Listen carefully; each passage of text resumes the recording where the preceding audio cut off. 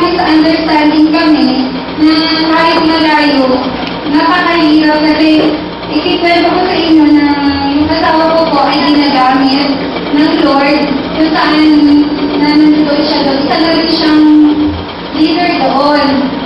So, hindi ko alam, ginagamit na pala ako ng Panginoon na unti-unti nasisira at naapektuhan kong asawa ko sa paglakad na sa Panginoon.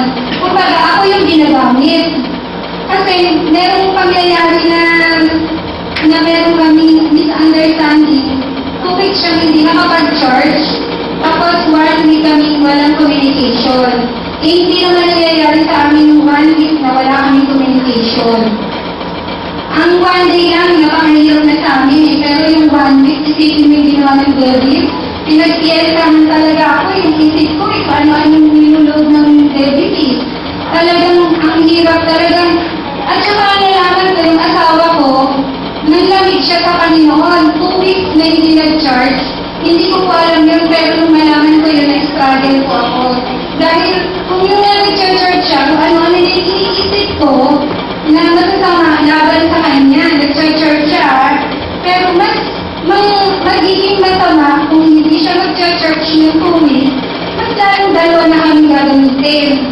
So, salamat sa Lord dahil yung puso ng asawa ko talagang inaaral niya na, inayos niya na. Naglulog pala siya kay pastor na hindi ko alam. Ngayon nalaman ko na lang na ganun yung nangyari. Kaya, kasi may mga minala akong kaugalian noon. Na yung kaugalian na to na hanggang ngayon dumadami pa rin sa akin. Yung kaugalian na kung anong ginawa ng magulang ko, pwede rin nangyari sa amin. Kasi ako na mulatan ko na ang tatay ko, napakabait eh. Dalawa sila. Kumbaga, parang yun ang bait ng tatay ko eh, kasi dalawa yung kinakasama niya. Pero hindi kami broken family. Hindi kami iniwan. Kaya lang, parang laging tumitik sa isip ko yung pangyayari na yun. Parang baka kung gagawin ng father ko, pwedeng gawin ng asawa ko. Yun ang lagi ko paano sa akin eh. Makakita nga lang ako ng picture eh. May kasama si Edwin sa mga pictures. Eh mga ka-sister niya naman pala yun. Parang asama nga agad ng galing sa akin. Parang sabi ko, Lord, ba't ganito? Hindi pa rin ako makawala. Nakagapos pa rin ako dun sa nakaraan ng magulang ko. Kaya nagpapasalamat ako sa Lord dahil nagkaroon tayo ng Father's Blessing. Dahil sa pamamagitan nito, talagang kasi wala na akong magulang. Tapos nag-start kami na kinasal naman po kami sa simbahan. Pero nag-start kami sa isang pagkakamali din. So, talagang puro kasalanan ang bumabalot pa rin sa akin. Sabi ko, gusto ko na makawala, gusto ko na talaga makawala sa pagkakagapos ko. Doon sa mga nakaraan ko, doon sa mga kasalanan ko, gusto ko na mawala. Talagang si Pastor, pinaalala ni Pastor, sabi ko, Pastor, hihingi po kami ng Father's Blessing sa inyo pagdating ni Edwin. Wala na po kami pangalawang magulang. Nanay na lang po ni Edwin ang buhay. Ako po, both father and mother, wala na po. Si Edwin, wala na rin po siyang father. Bali, mother na lang po. Kaya sabi ko, si Pastor ang magmamagulang sa amin. Hihingi kami ng basbas upang makawala kami doon sa dinadaluyan ko ngayon na puro problema, puro alalahanin. Pero talagang kailangan pray talaga, pray. At isa pa yung tiwala lang talaga. Kailangan magtiwala ko sa Panginoon upang maisipin ko rin ang tiwala ko sa asawa ko. Kailangan talaga na magkaroon ako ng pakikipag-ugnayan sa Lord, na marudugan ng pakikipag-ugnayan dahil yun nga, malaki mo kaming mag-asawa, pero ano doon, ako pa rin yung inano. Kaya ang pakikipag, yung pati pala na yun na yung ipag-usap namin ni Edwin, hirap din po siya. Nahirapan din siya dahil gusto niya yung makat. Ang katwiran niya sa akin, huwag na lang daw siya mag-church. Ay, hindi niya sa akin sinabi si Pastor, nang panamali ko kay Pastor. Para daw makaiwas na siya na yung sa mga iniisip ko. Minabuti niyang huwag nang mag-church. So, ako yung nagiging reason kung hindi siya lumakas sa spiritual life niya. Pinipigilan ko. Talagang ang demonyo, talagang ayaw niya talagang umayo eh. Eh ako na walang ginagawa dito, kaya ako yung ginagamit. Kaya sabi na niya, magpagamit ka nga sa Lord para talagang maging ano pa sa Panginoon na hindi ka panay-panay sa akin. Tapos balik niya akong hindi tinatawagan. So sabi niya, hindi naman siya hindi tumatawag. Kumbaga, ako sinasadya akong magbukas ng computer, patayin ng cellphone. Parang natutuwa ako, tingnan mo nga kung matitiis mo ko. Parang ganun pa ako eh, parang nagmamalaki pa ako. Pero ang demonyo pala, talagang nagtitiisa eh. Sabi, parang natutuwa, diba? Kung ikaw na lumaki, parang natutuwa ka pa. Pero siya pala, talagang yung pang-nahihirapan din dahil hindi sa akin sa pagkakit niya sa Panginoon. Tapos, dumating pa yung birthday niya na. Sabi ko yan, mag-birthday yung anak ko. Imposible na hindi ito tatawag eh. Sabi ko, pinadala ko ng cellphone, hindi kami nagbukas talaga ng computer. Pero sabi ni Edwin, nag-usap na kami, eto na, maayos na kami. Sabi niya, sinadya mo naman eh, alam ko yun eh. Kasi birthday ng anak mo, alam ko tatawag ako, hindi mo binuksan ng computer, pinatay yung cellphone. Namiyasa sa'yo, David, kahit yung anak mo na lang makausap ko eh. Sabi ng gano'n. Kaya talagang grabe yung ginawa ng kaaway sa amin. Sa loob ng isang linggo, talagang pinagsiyasaan kami. Hindi ko inaano na yung sarili ko, makahiya ako. Talagang inaano ko yung ginagawa ng kaaway sa amin na dapat mapagtagumpayan ko to. Dapat mapagtagumpayan ko to. At paali sa akin yung mga pinana ko pa na kaisipan, ng pangit na kaisipan, na yung laging pinana sa akin yung review ng yung sa akin yung gano'n eh. Ganyan din. At parang gano'n. Hindi na yun ang nais ng Lord sa buhay namin. Inaayos niya na talaga. Kaya yun nga, talagang importante na magdasdasan tayo ng ating Panginoon. At si Pastor ang siyang mag-i-intervene sa atin. Siya yung talagang mamamagitan upang makasunod tayo kung ano yung kagustuhan Diyos sa atin.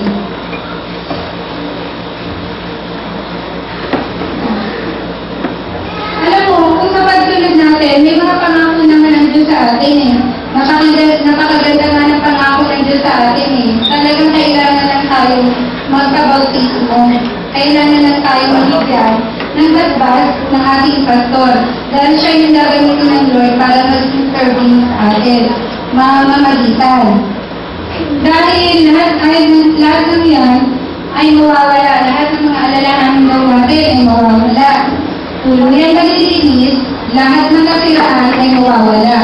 Kainahan naman ang mula sa nagdaang henerasyon, mga minanang suliranin, lahat ay nangarapin. Lahat ng lapin at ating nakuha sa buong buhay o sa ating pamilya ay napapawi. Ang ating kaisipan ay malulunasan, malilinis at mapapalitan ng bago. Si Kristo ay nasa atin. Ang kanyang kabuuan ay nangangailangan ng buong pagbabago ng templo. At ang iyon ay ang ating mga katawan, buong pagbabago at pagsasaayos. Sinabi nga sa Book of Joel, aking ibabalik ang mga taon, ang kasiraan na ginawa sa iyo, ang mga ginawa ng mga taon sa iyo. Basahin po natin sa Thessalonica 5:23.